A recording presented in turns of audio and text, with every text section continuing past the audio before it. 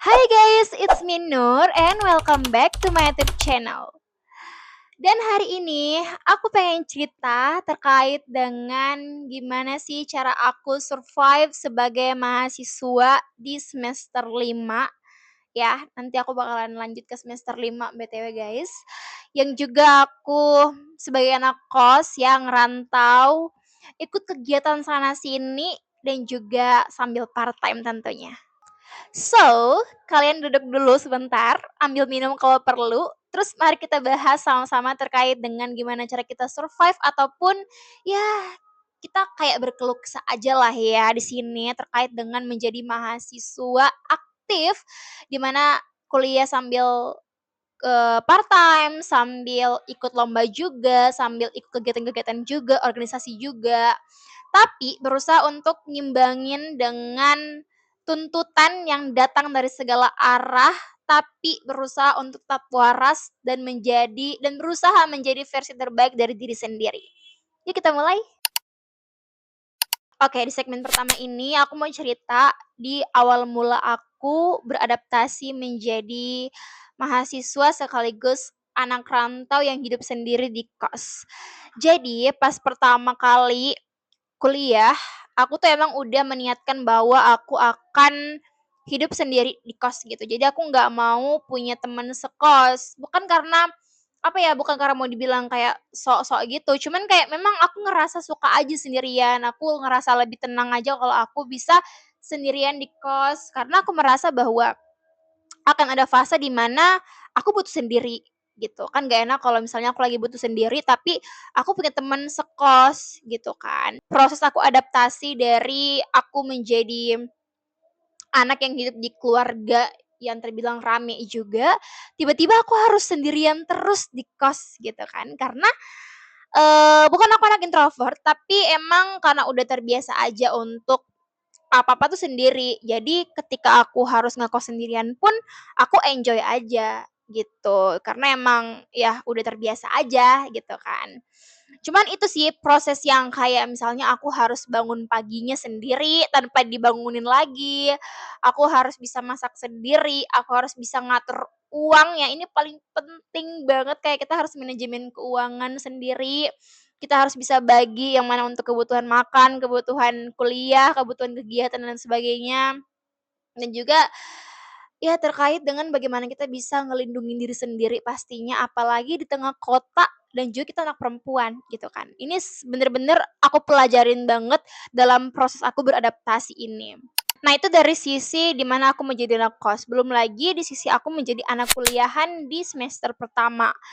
Rasanya tuh excited banget guys yang kayak seneng, bener-bener nggak sabar banget nih untuk bisa kok menyambut sih, disambut sebagai mahasiswa baru gitu kan. Punya banyak banget teman-teman baru dari berbagai macam latar belakang, budaya, suku yang berbeda juga. Terus, ya aku rasa fase-fase jadi maba itu adalah fase-fase yang paling indah sih di dunia perkuliahan. Karena emang selain kita masih baru gitu kan, masih dalam proses adaptasi juga, bener-bener yang kayak tugasnya tuh nggak banyak. Jadi emang fase-fase adaptasi di awal tuh nggak sesulit itu menurut aku. Nah, nanti pada saat udah masuk ke fase semester 2 semester 3 masuk semester 4 nah baru tuh kita ngerasain bener-bener yang dihantam berbagai macam tugas dan juga tuntutan yang berat dari berbagai arah. Mungkin kita bahas dulu ke bagian kuliahnya kali ya. Jadi, aku ngerasa bahwa sebenarnya ketika udah semester 2 pun aku masih enjoy ngejalaninnya karena emang kayak, ya udah kayak pas SMA aja gitu, kayak tugas yang dikasih dosen pun nggak begitu rumit gitu kan. Aku masih bisa lah untuk ya kerjain dengan sendirian pun bisa gitu kan. Masih ada rasa-rasa yang aku bawa, ambis-ambis aku di SMA tuh masih kebawa gitu, yang kayak aku masih kayak takut-takut atau kayak nggak mau ngasih, mmm, apa sih istilahnya, contekan atau bahasanya tuh yang kayak kerja sama sama teman-teman gitu. Aku masih bawa-bawa ambis-ambisku itu yang pas SMA. Karena ya udah kayak tugasnya pun emang nggak sesulit itu. Nah, masuk ke semester 3, pokoknya semester 2 alih ke semester 3 gitulah. Di situ aku baru ngerasain yang bener-bener yang kayak, wah aku nggak bisa nih kalau sendirian.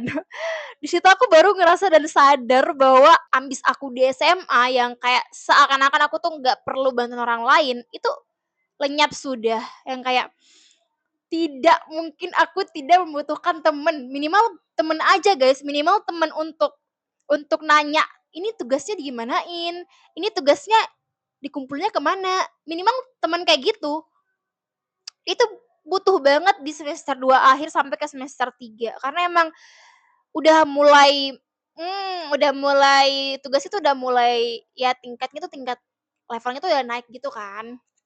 Terus, dengan berbagai macam tuntutan juga pastinya, belum lagi masalah keuangan, masalah pertemanan juga, lingkungan sosial, yang pasti ada aja lah ya, hal-hal yang bikin kita riwah gitu kan, yang bikin kita pusing. Jadi, menurut aku kalau teman-teman juga kayak aku yang emang ambis banget pas SMA sampai nggak mau ngasih contekan ataupun nggak mau kerja sama temennya, please banget untuk mulai belajar untuk legowo dan juga terbiasa untuk bisa kerja sama gitu.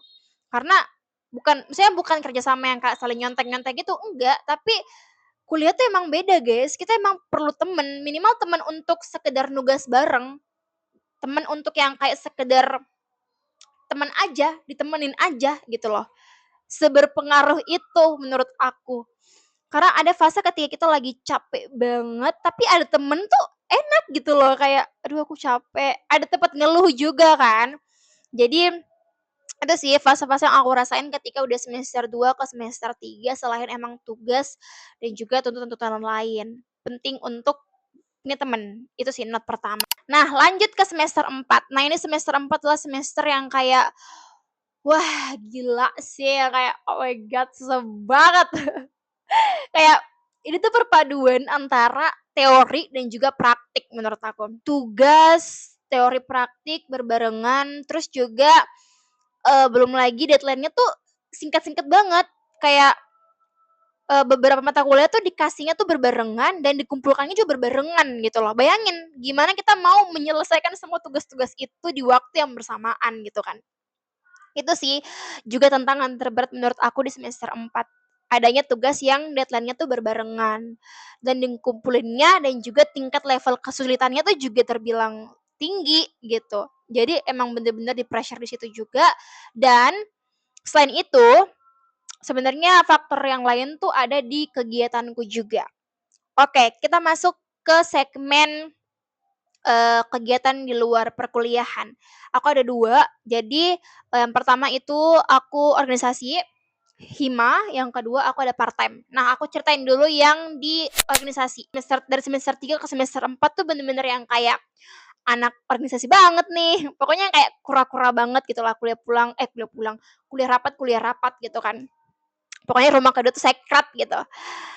Nah jadi, selain emang udah ada tuntutan di tugas kuliah di semester 3 ke 4 ini yang terbilang sulit menurut aku, tantangan terbesar lainnya adalah aku harus membagi waktu dengan organisasi. Di mana aku harus bisa, balance-kan kan yang mana menjadi prioritas nih di minggu ini, apakah lebih ke tugas yang ada di organisasi atau di kuliah gitu. Gak sedikit juga yang emang aku harus jalanin keduanya, guys.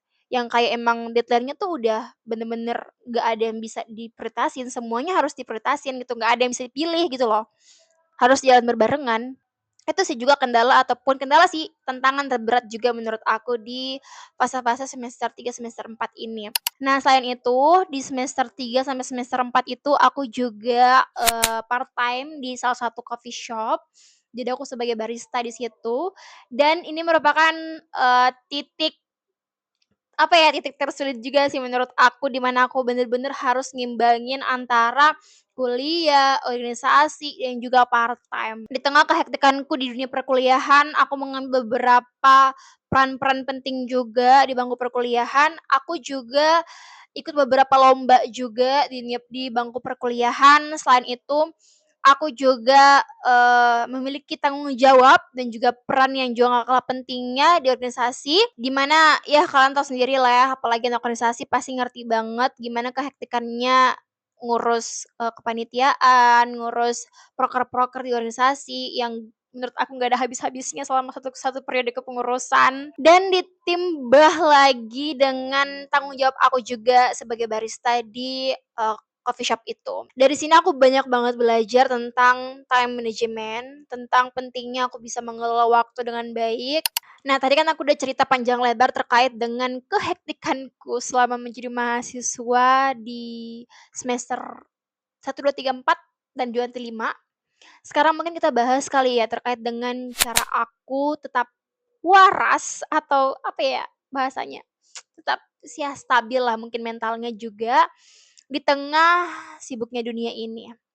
Jadi guys, di tengah semua kesibukan-kesibukan yang telah aku sampaikan tadi, aku bohong banget kalau aku bilang aku nggak stres, aku nggak mental mental aku nggak down, aku nggak capek, ya itu adalah hal yang bullshit menurut aku. Karena ya siapa sih yang nggak capek dihadapkan dengan berbagai macam rutinitas di setiap harinya gitu kan. Tapi menurut aku penting banget untuk tetap menjaga kewarasan diri sih. Itu yang pertama. Dan juga tetap menjaga kesehatan juga pastinya. Kita perlu menyeimbangkan antara kesehatan fisik maupun kesehatan mental di tengah segala kesibukan itu. Tadi saya aku udah jelaskan juga kalau aku udah mulai rutin untuk bikin jadwal di setiap malamnya. Itu yang pertama, aku ngejadwalin segala aktivitas yang ingin aku lakukan di esok hari. Kenapa? Ya karena supaya aku lebih terorganisir aja di esoknya. Jadi aku udah tahu tuh, oh besok di jam segini aku harus kayak gini, kayak gini, kayak gini sampai di akhir sampai tidur gitu kan. Terus yang kedua, aku berusaha untuk ngejaga pola makan juga. Usahakan tiap makan tuh makan makanan yang bergizi. Makan buah, aku tuh kalau ngemil sekarang udah ganti sama buah guys, BTW. Makan buah, makan sayur-sayuran, pokoknya ya makan makanan yang emang makanan berat gitu loh. Bukan yang kayak cemil-cemilan aja, langsung makan makanan yang emang dibutuhkan banget sama tubuh. Aku juga mengonsumsi vitamin dan juga mengonsumsi suplemen. Ya, aku mengonsumsi suplemen. Jadi, aku minum ada obat herbal, klorofil, itu menurutku salah satu unsur penting juga di tengah kehektikanku ini supaya aku juga bisa, memiliki daya tahan tubuh yang bagus gitu. Terus, tidur. Ya kalau tidur aku maksimalkan aja lah sesuai dengan kebutuhan. Istirahat pun di sini bukan hanya tidur, teman-teman bisa pakai buat melakukan segala hal yang teman-teman ngerasa kalian tuh istirahat gitu. Sekedar kalian mungkin mau curi-curi untuk scroll-scroll medsos, boleh kok, siapa yang larang, boleh banget.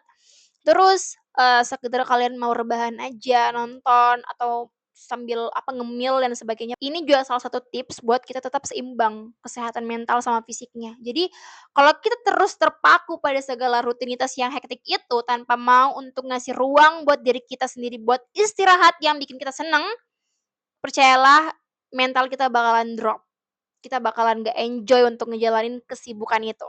Terus penting banget untuk mencintai rutinitas itu.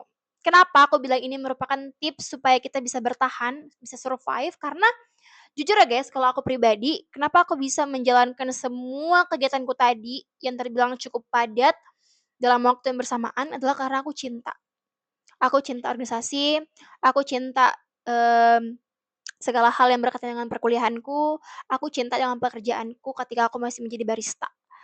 Karena aku cinta ketiga pekerjaanku ini atau ketiga rutinitasku yang setiap hari ini, maka capek pun itu nggak akan terasa melelahkan gitu loh. Kayak capek, ya udah capek gitu loh, tapi aku nggak ngerasa ini beban karena aku cinta dengan semua hal ini. Karena percayalah kalau teman-teman cinta, secapek apapun itu nggak akan menjadi penghalang buat teman-teman ngelakuin itu. Ya, jadi belajar untuk cinta sama rutinitas kalian. Dan ini juga nggak kalah penting adalah punya support system. Yaps, ini juga nggak kalah penting. Kenapa? Karena menurut aku, hal yang juga menjadi landasan kenapa aku bisa survive di dunia perkuliahan dengan segala kehektikanku sendirian sebagai anak kos adalah karena aku juga nggak bener-bener sendirian gitu loh. Ya cuma luarannya aja sendirian, aku punya banyak banget support system. Entah itu keluargaku, entah itu, teman-temanku, sahabat-sahabatku. Karena apa ya, menurutku lingkungan itu juga mempengaruhi, guys.